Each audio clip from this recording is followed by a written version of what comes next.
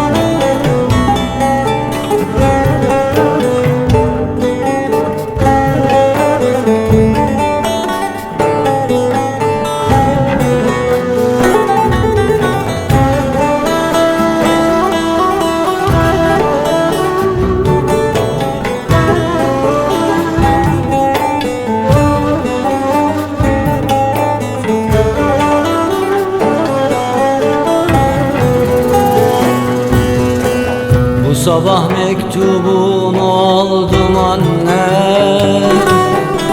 okladım da okudum satır satır. O özlemin, o hasretin bana yaralı hallerimi hatırlatır.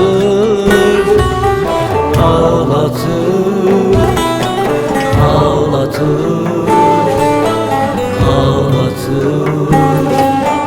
Sen yavruna, ben anneme hasretim. Şimdi koşup sana gelmek var ama, var ama, var ama. Ekmeklerden gurbete mahkumum. Şimdi sana koşup gelmek var ama, var ama, var ama. Ekmeklerden gurbete mahkumum.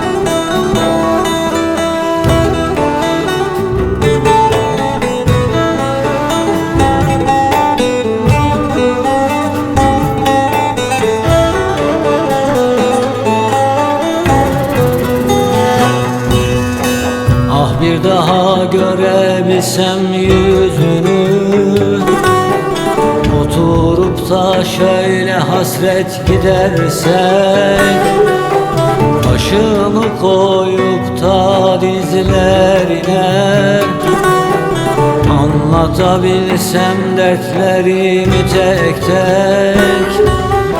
Ağlatır, ağlatır, ağlatır. Sen yavruna, ben anneme hasretiz. Şimdi koşup sana gelmek var ama, var ama, var ama.